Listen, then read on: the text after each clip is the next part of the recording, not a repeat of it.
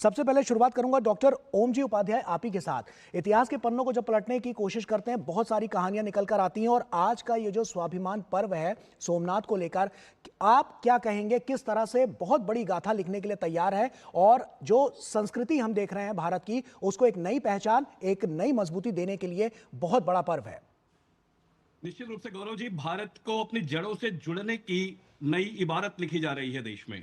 हम फिर से दुनिया में अपने उस जो हमारा प्राचीन गौरव है कि हमने कभी विश्वगुरु के रूप में दुनिया को रास्ता दिखाया, अपनी संस्कृति के बल पे, अपने धर्म, अपने अध्यात्म के बल पे, उसकी फिर से बड़ी स्वर्णिम सी इबारत हम लिख रहे हैं और लगातार अपने जड़ों से जुड़ते हुए अपने उस पुराने वैभव को, पुराने गौरव को रिक्लेम कर रहे हैं। जी। और ये केवल सोमनाथ को लेकर नहीं है, वो चाहे काशी की बात हो, महाकाल कॉरिडोर उज्जैन की बात हो, केदारनाथ की बात हो, भगवान राम के भव्य मंदिर की बात हो, लगातार इस तरह के जो हमारे स्थल हैं वो फिर सनातन के ऊंचे परचम के रूप में पूरी दुनिया को दिखाई दे रहे हैं फहराते हुए। और यही हमारी सबसे बड़ी, जिसको हम कहना आज की भाषा में या जेन जी की भाषा में, यूएसपी, कि हम इसी के बल पे तो पूरी दुनिया में पूजे गए थे, पूरी दुनिया में जाने गए थे, अपनी ज्ञान परंपरा के बल पे, अपने धर्म अध्यात्म के बल पे और अपने दर्शन के बल पे। यही चीज आज हम फिर से उस 1000 साल के अपने इस बात को दिखाते हुए, ये बहुत बड़ा प्रमाण है कि हम टूट के हमने किस तरह से अपने को फिर से जोड़ा, हमने किस तरह से अपने को फिर से खड़ा किया।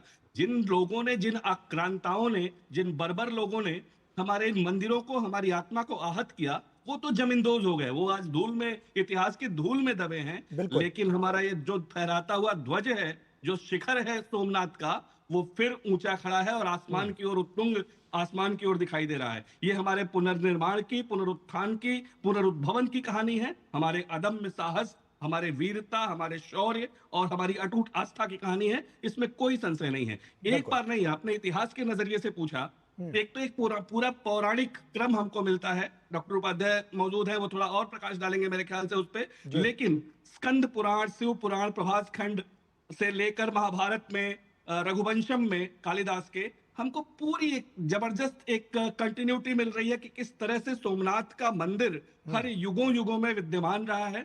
हम उसकी पूजा आराधना करते हैं एक बड़े तीर्थ के रूप में, एक बड़े आर्थिक केंद्र के रूप में। सोमनाथ जी। की जो मान्यता रही है वो केवल तीर्थ और संस्कृति का केंद्र नहीं, एक आर्थिक केंद्र के रूप में उसकी भी जो मान्यता रही है। लेकिन 1026 से जो एक क्रम शुरू हुआ, आप सोचिए कि जब 1026 में बर्बर आक्रांता गजनवी ने उसे तोड़ा, तो हम फिर उठ खड़े हुए, फिर से हमें हमारे उस मंदिर को बना दिया गया। भीमदेव प्रथम और कुमारपाल ने फिर से खड़ा कर दिया। 1299 में आके फिर उस पर आक्रमण होता है गजनवी के बाद, और फिर वो तोड़ा जाता है।